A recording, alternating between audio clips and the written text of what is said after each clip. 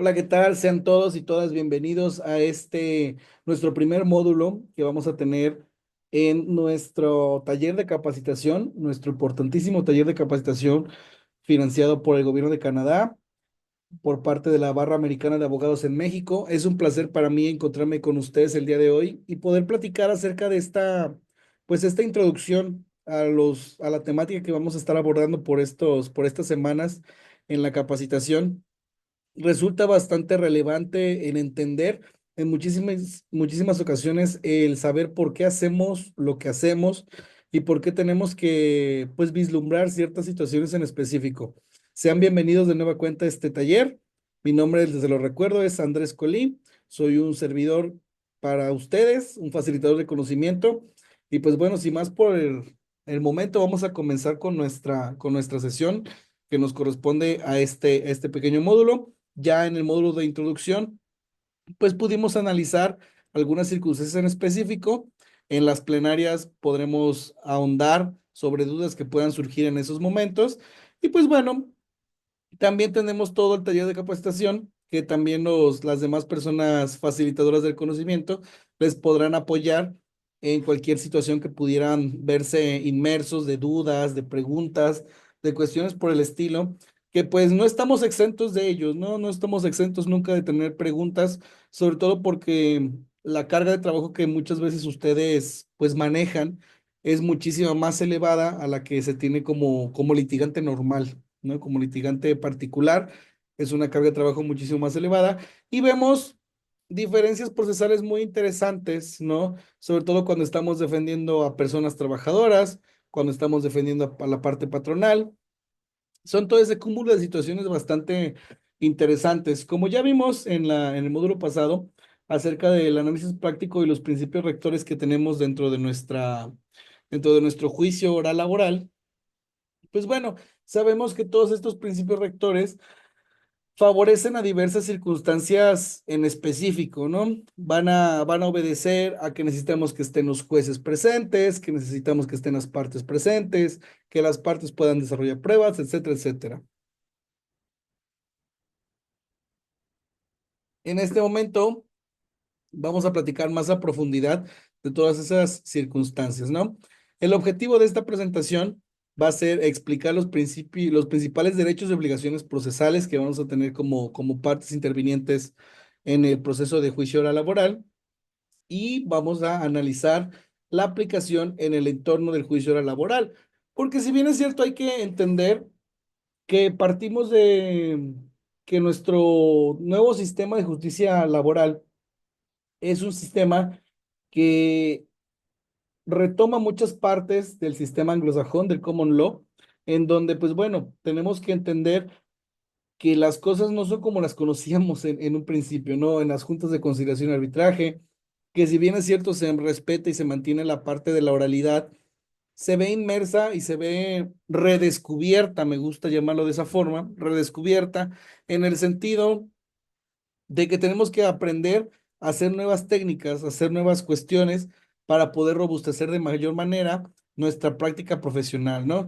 Sobre todo lo vemos un cambio muy rotundo en el apartado del interrogatorio. También es así que tenemos la tesis jurisprudencial que se las voy a compartir en la plataforma, en donde se menciona cómo tiene que ser el interrogatorio, ¿no? El interrogatorio en materia laboral que tiene que ser libre y directo, entonces nos permea una situación totalmente diferente en torno a cómo tenemos que ir pues atacando, ¿no? Diferentes etapas procesales del juicio oral laboral, sobre todo en estos momentos pues de desahogo probatorio, ¿no? Directamente. ¿Sale? El contexto normativo, como ya lo conocen ustedes, va a ser nuestra Ley Federal del Trabajo, los principios procesales aplicables y la garantía de tutela judicial efectiva, que muchos de ellos vamos a tenerlos en los manuales para juzgar con perspectiva de género. Vamos a tener varios de estos materiales sobre los cuales vamos a estar trabajando y vamos a poder, pues, entender de mejor manera de qué se trata cada situación en específico, ¿correcto? Es de suma importancia conocer a mayor profundidad la forma en la que cada uno de estos materiales puede ser aplicado en el caso concreto, ¿sí? No es lo mismo un caso que vamos a tener y no lo vamos a manejar de la misma forma en la teoría del caso a una situación en donde tengamos un despido injustificado por faltas, a donde tengamos un despido que se prevé injustificado debido a discriminación, ¿no? En ese sentido, pues bueno, como son diferentes las circunstancias, modalidades, conceptos, inclusive la misma forma en la que se prevé en estas circunstancias, pues bueno, nos puede variar de mayor medida la teoría del caso. Siempre hay que entender que nuestra teoría del caso nunca va a ser rígida totalmente, como ya lo vamos a ver en el otro módulo. Nuestra teoría del caso no es rígida, nuestra teoría del caso tiene que ser flexible dependiendo de las circunstancias en específicas de cada uno de los elementos que constituyan pues el hecho jurídico en sí, ¿no? Tenemos los elementos fácticos, probatorios y jurídicos que pues bueno, van a ir variando de tiempo en tiempo y tienen que acoplarse a las circunstancias pues bueno, que permitan, básicamente diciéndolos de una forma muy concreta, que permita que nosotros podamos ganar el caso directamente, ¿no? Entonces eso es lo que buscamos, ganar el caso. ¿Y cómo ganamos el caso? A través de una teoría del caso sólida, ¿sí? Sólida, robustecida en ley, fundado y motivado de una manera adecuada y también hay que ser bien prácticos y pragmáticos, sobre todo cuando platicamos acerca de este primer proceso de asesoría en asesoría jurídica, cuando tenemos con las personas, con las partes trabajadoras, en decirles qué es lo que sí se puede lograr, qué es lo que no se va a poder, pues, directamente lograr, ¿no? En una audiencia de juicio oral, sobre todo en la cuestión de la realidad de las prestaciones, ¿no? A mí me gusta platicar mucho eso acerca cuando tengo asesoría o cuestiones por el estilo. ¿Por qué? Porque hay cosas que sí vamos a poder, son concebibles y hay cosas que no van a ser concebibles al momento de llevar un caso en específico, ¿no? Me ha tocado muchísimas ocasiones que llegan clientes, por ejemplo, y dicen, no, es que, ¿sabes qué? Un abogado me dijo que a mí me iban a dar 2 millones de pesos de indemnización y tenemos que la persona ganaba el salario mínimo directamente y tenía 2 años de antigüedad, ¿no? Entonces, y el despido fue por faltas. Entonces, tenemos una situación por ahí en donde como abogados litigantes estamos errando en la forma en la que interpretamos nosotros la ley, en la forma en que se las estamos expresando a las personas necesitadas de auxilio jurídico y pues bueno, eso permea de mayor manera en nuestro sistema y crea una falsa percepción de injusticia, ¿no? Cuando en realidad, pues la ley nunca preveía una situación tal como la que nos plantean, ¿no? Directamente. Y eso ocurre muchísimas veces, lastimosamente, y es nuestro deber erradicar ese tipo de prácticas, ese tipo de situaciones en específico, en donde nos pueda pues perjudicar directamente a la percepción que tengan las personas justiciables en torno al sector justicia, en torno al sector burocrático, en torno al sector del trabajo.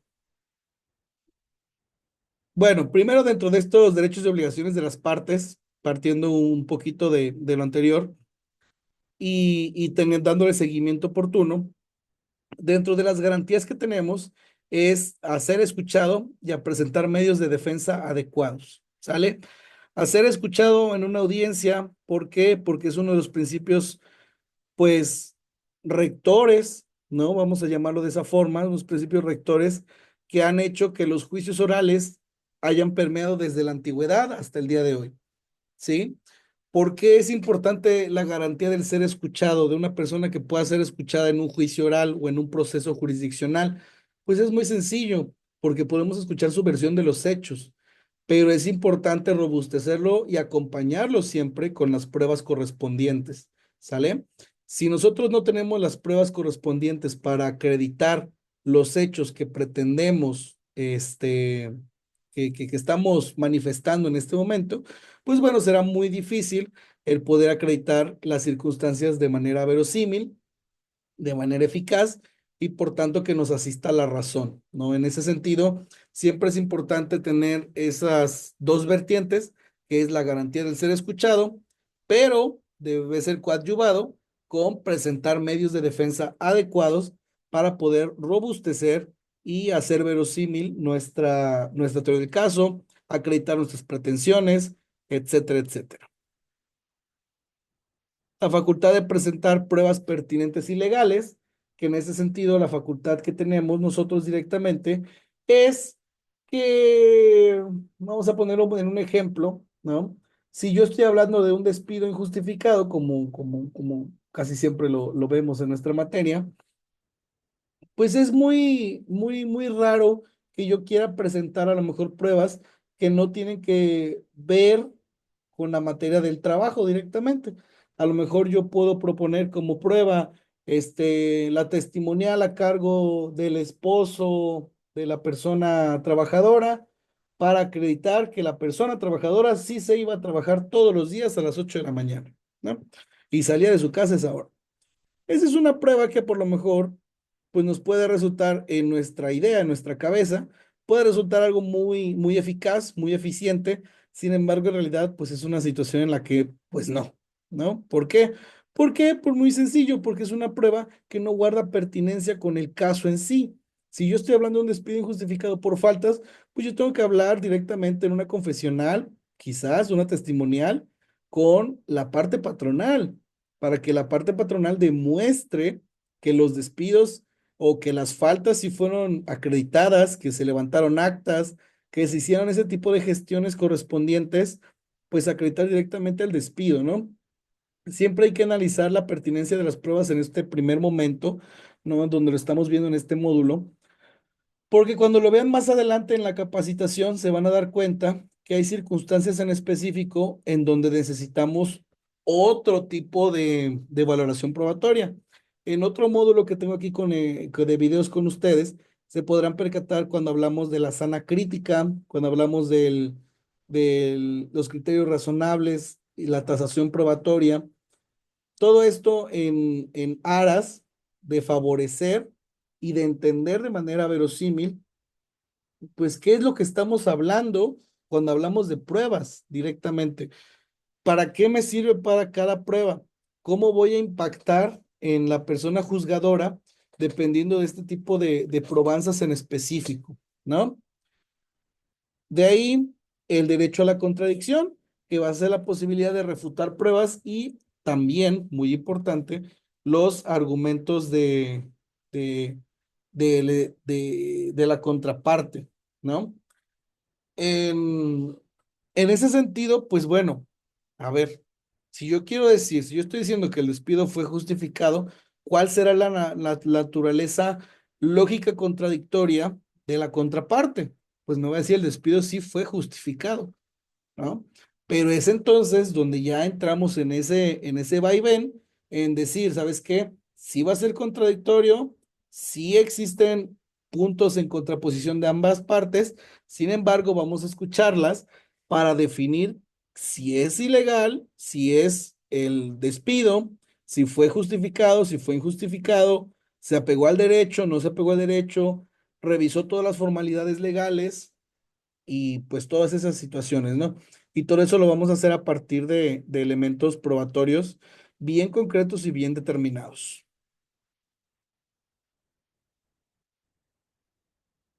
El derecho a un juez imparcial y competente, el acceso a un tribunal independiente y objetivo. Esto es algo que no teníamos en las juntas de conciliación y arbitraje, a un tribunal independiente totalmente, ¿no? Donde todo dependía del Poder Ejecutivo al fin y al cabo. Y ahorita ya no. Ahorita ya tenemos a un tribunal totalmente independiente, los tribunales estatales y federales, y a su vez, pues bueno, por la misma naturaleza de nuestra materia, tenemos nuestro recurso de amparo en nuestra materia federal, ¿no?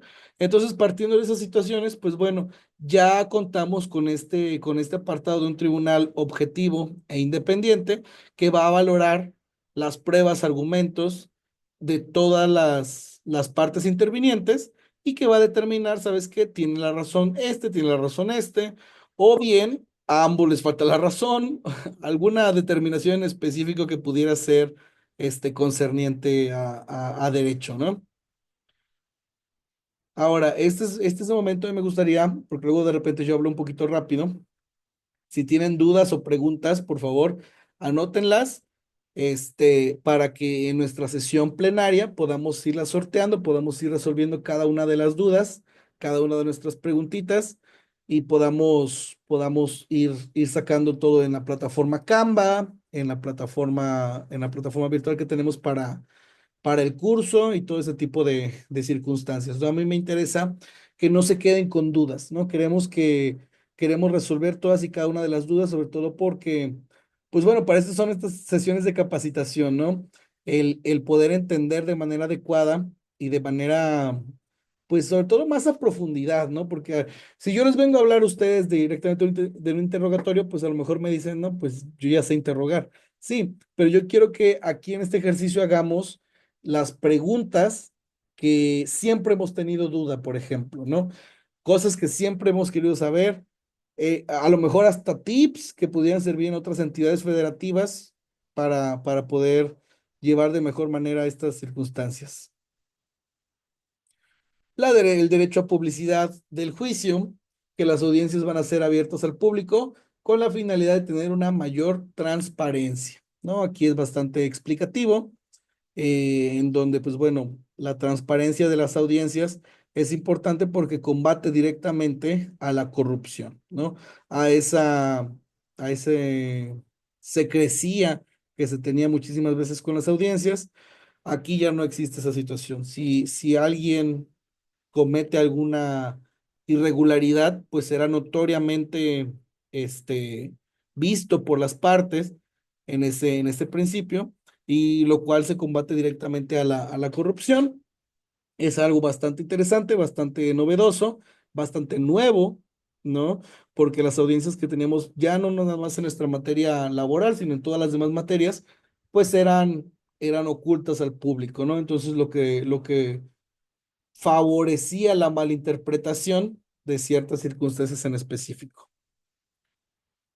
El derecho a la igualdad procesal con una tendencia al principio properario, que es el equilibrio procesal. A mí me encanta esta definición. En lo personal se la, se la robo prácticamente a a un docente que tuve en la facultad, que me decía que era un equilibrio procesal con interpretación favorable a la persona trabajadora, ¿no? Que básicamente de eso se trata el principio properario.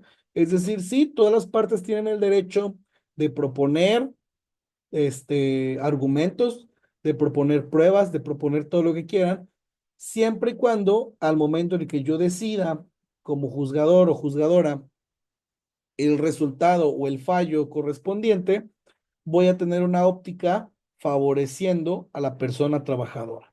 ¿Sale?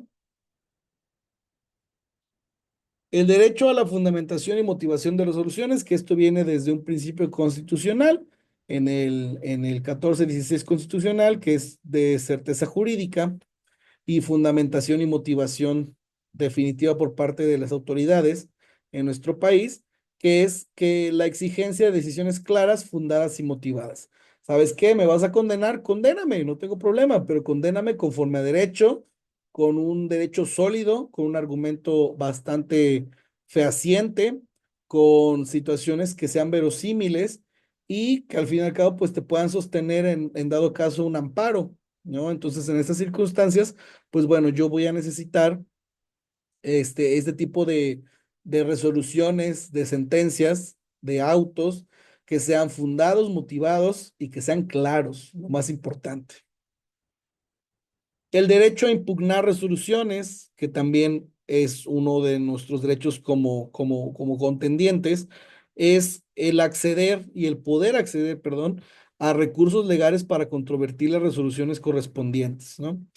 Si bien es cierto, no tenemos nuestra segunda instancia, sí tenemos manera de acudir a otra instancia, a otro órgano que pueda delimitar y definir, pues, de qué se está tratando, si se llevó de manera adecuada el juicio, si se llevaron a cabo de manera adecuada las circunstancias y recovecos legales, todo ese tipo todo este abanico de circunstancias, pues bueno, es importante tener en claro que que se hayan llevado bien a buen puerto y pues bueno, entender este tipo de resoluciones, ¿no?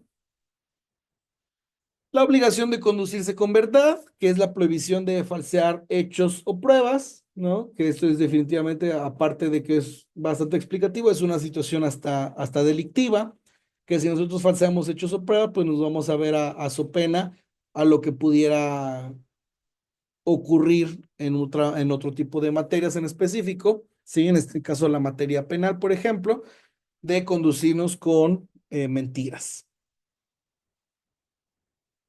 La obligación de asistir a las audiencias bajo esta pena de en dado caso, pues que me falte la instancia, que le falte yo al interés procesal que pudiera mantener sobre, pues directamente, pues esos elementos que me pueden servir para el juicio, porque imagínense que yo soy la parte actora y que por falta de interés jurídico ya no decido continuar con las audiencias o contestando las demandas, me voy a hacer acreedor a las acciones correspondientes. De igual manera va para la contraparte, ¿no? Como para la parte demandada, en dado caso de que no decidiera continuar contendiendo en el proceso de manera voluntaria, ¿no? La obligación de respetar las normas procesales, el cumplimiento de plazos y formalidades legales.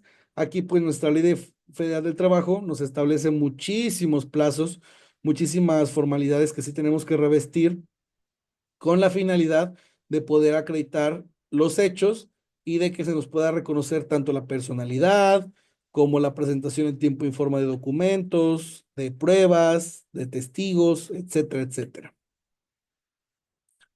Muy bien, acatar las disposiciones e instrucciones de la persona juzgadora. Aquí es sumamente importante porque podemos entrar en el famoso desacato, ¿no? Que nos pueden inclusive hasta retirar de audiencia si nosotros no nos conducimos de manera adecuada durante los ejercicios del juicio oral laboral o de la audiencia preliminar directamente. Entonces es importante entender que, pues bueno, tenemos que conducirnos con la no quiero usar la palabra educación, pero con el decoro correspondiente y que se merece cada una de las audiencias, tanto para la persona juzgadora como para las partes intervinientes que van a participar en ella directamente. Esta es otra obligación también interesante, que tenemos que participar de buena fe en la conciliación. Esto es muy, muy relevante, fíjense, porque he tenido la oportunidad de platicar en etapas de conciliación y de repente llega la parte patronal o la parte trabajadora, asesorados ya de manera particular y dicen, ¿sabes qué? No, yo llego a la conciliación, me siento y lo primero que hago cuando me dan el uso de la voz, no va a haber conciliación, no va a haber acuerdo, no va a haber arreglo. Deme mi acta, por favor, de no conciliación, porque ya me urge básicamente irme al juicio oral, ¿no? Y pues bueno, cada una de las partes pues puede decidir qué hacer y qué no hacer, porque al fin y al cabo la conciliación es voluntaria, ¿no? Es uno de los principios que rige este mecanismo alterno de solución de controversias, que a mí no me gusta llamarlo mecanismo alterno. ¿Por qué? Porque mecanismo alterno lo elevamos a una categoría diferente a la de la justicia tradicional, pero para resultados prácticos tiene el mismo sendero, ¿sí? Va a ser igual de obligatorio, igual nos va a constreñir igual que una sentencia. Entonces, en ese sentido, pues yo no veo lo alternativo realmente, ¿sí?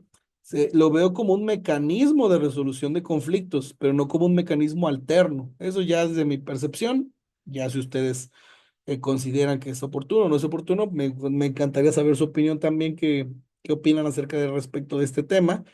Pero bueno, partiendo de esas circunstancias e hitos en específico, pues es importante entender que en la conciliación no tenemos que ir nada más, ahora sí que a ir porque ir, ¿no? Vamos con la intención de evitarnos un juicio más largo, vamos con la intención de evitarnos costos más elevados, vamos a negociar sobre todo si yo considero como patrón entonces que el despido no fue injustificado y que la persona dejó su centro de trabajo porque así lo quiso hacer de manera voluntaria, bueno, pues entonces ahí sí tengo razones para irme a un juicio laboral donde yo voy a poder demostrar todas esas circunstancias.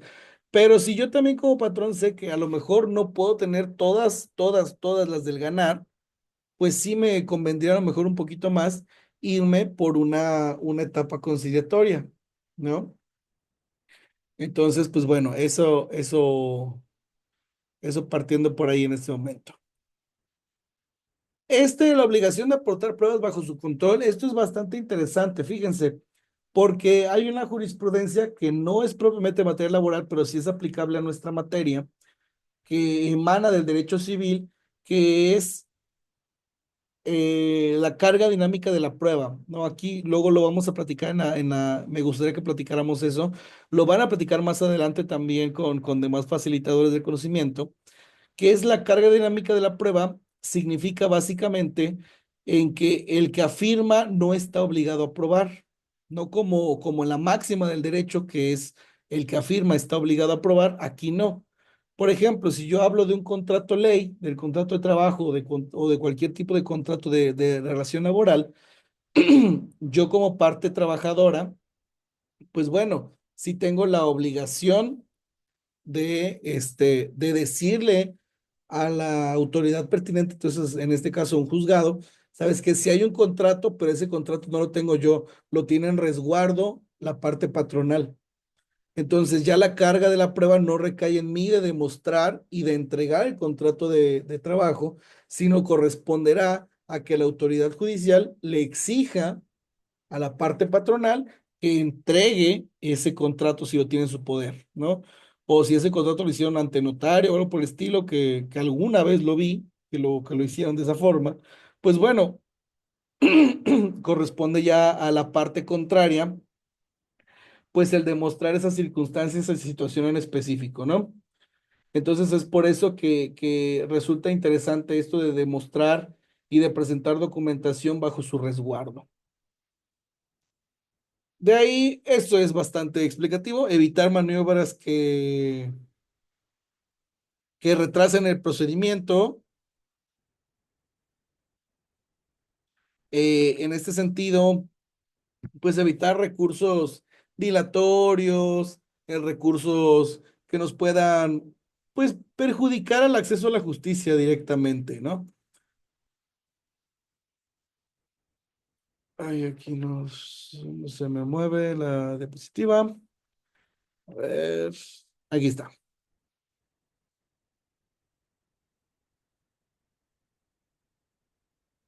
Ahora, esto ya es la obligación de la parte juzgadora, ¿no? Del parte del tribunal, que es ejecutar la resolución firme conforme a derecho, ¿sí? En este sentido, pues es importante entender, ¿no?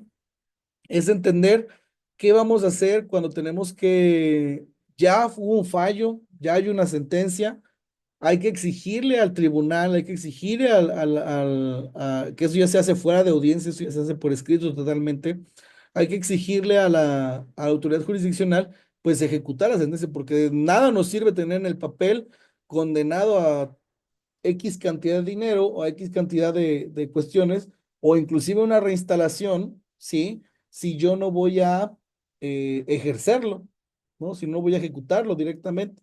Entonces es importante entender las circunstancias que pues van a revestir este elemento y pues bueno, exigirle al tribunal que pueda, que se pueda ejecutar la sentencia, porque insisto, de nada me sirve que yo tenga una sentencia que en las prestaciones se obliguen a cuestiones imposibles. Y como pues no puede ocurrir esa situación, pues es importante tener la certeza de que yo di como tribunal una sentencia adecuada.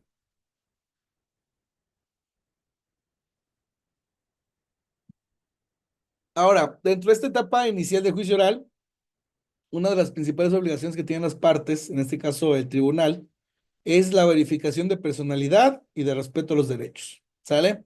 Derechos fundamentales. Nos hablamos de derechos humanos, de que estén ahí las partes que corresponden, de que se esté llevando una audiencia en una, en el espacio adecuado para poder desarrollar ese tipo de audiencias. Tiene que ser una sala de oralidad. No puede ser, porque lo he visto todavía en algunos centros jurisdiccionales, que llevan las audiencias en lugares que no son para nada adecuados, el llevar este tipo de ejercicios, este tipo de didácticas, como son los juicios orales, porque los llevan en parados a los litigantes, los tienen parados ahí en las mesas de trámite con los oficiales en turno, no los lleva un secretario instructor, o sea, hacen unas cosas tremendas con la finalidad de no ejecutar de manera adecuada lo que ya está ordenado por ley y pues bueno, perjudica muchísimo la forma en la que se tienen que llevar a cabo los procesos orales. En el ofrecimiento y desahogo de pruebas tenemos el ejercicio del derecho a probar y a la obligación de la veracidad. ¿Sale? Vamos a probar lo que consideremos oportuno, siempre y cuando este elemento que nos pueda, pues, ajustar a las circunstancias, siempre y cuando sea veraz. ¿Sale? De ahí en los alegatos de clausura y la sentencia, que es el único momento que tenemos para hacer alegatos, que es donde vamos a presentar las conclusiones respetando los principios procesales. ¿Sale? ¿Qué hacemos en un alegato de clausura, un alegato de cierre? Pues muy sencillo, yo ya no voy a presentar nuevas pruebas, yo ya hice todo ese ejercicio, yo ya no puedo, tengo la oportunidad de realizar nuevas circunstancias ni cosas por el estilo, ¿no? Entonces, pues bueno, es importante comprender esas circunstancias, esas situaciones y partiendo de qué se trata cada etapa procesal, ¿no? Un alegato de cierre, yo ya no produzco nueva prueba, yo ya produje todas las pruebas, lo único que voy a hacer conjugar todos los elementos que ya realicé con la finalidad de demostrar o de argumentar el por qué yo tengo la razón. La buena fe procesal, que es actuar con honestidad y lealtad durante el proceso.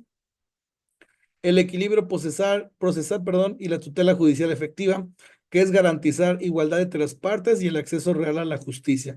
Esta va de parte de la persona juzgadora, de cuestión del tribunal, que es garantizar la igualdad, ¿no? La igualdad procesal, acuérdense con la óptica, ¿sí? Del principio properario. Es importante también comprender esa situación.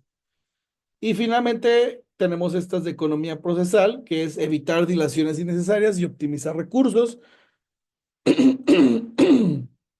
La protección reforzada al trabajador, que como ya lo platicamos, es la interpretación y aplicación favorable a la persona trabajadora. Y como conclusiones generales a este video, es un respeto a los derechos y cumplimiento de obligaciones, va a garantizar un juicio justo para las partes, que una cosa es, hay que ser bien claros, ¿eh? Una cosa es tener un juicio justo y otra cosa es que se haga justicia. Porque puede ser un juicio justo entre las partes, en donde todas las partes se les permite desahogar pruebas, todas las partes se les permite desahogar alegatos y aún así poder no llegar a tener esa justicia. ¿Por qué? O ese sentimiento de justicia, más bien. ¿Por qué ese sentimiento de justicia? Porque no se me acreditan mis pretensiones, ¿no? Porque el juzgador o el tribunal puede hacer efectivamente todo actuar tendiente a que yo pueda desahogar todos los elementos que considero oportunos. Sin embargo, si en un momento en específico las partes, los litigantes o las personas litigantes, perdón, más bien no pueden desahogar de manera adecuada o no exhiben o no logran las pretensiones adecuadas, pues bueno, el sentimiento de justicia no permeará en esas personas, en ese contendiente, ¿no? Y la inobservancia genera sanciones y afecta la impartición de justicia. Siempre hay que observar la ley. ¿Todos estamos exentos de fallar en la ley? No. Todos podemos fallar en cuestiones legales y por eso tenemos la posibilidad de tener recursos para poder ejercer y hacer que se observe la ley de manera adecuada. Bueno, y va a ser para la diapositiva siguiente. Vamos a estar practicando y vamos a estar practicando más bien con un caso que les voy a compartir aquí en la plataforma, que lo van a tener por ahí. Muy sencillo el caso sobre el cual vamos a ir desarrollando ciertas habilidades en específico para que puedan ir mejorando en su práctica diaria y que podamos irlos entendiendo de manera mayor, a mayor profundidad todas estos elementos, estas circunstancias, ¿sale? Ahora, nos vemos en el segundo módulo, nos vemos en las plenarias. Un placer, mi nombre fue Andrés Colí. Muchísimas gracias.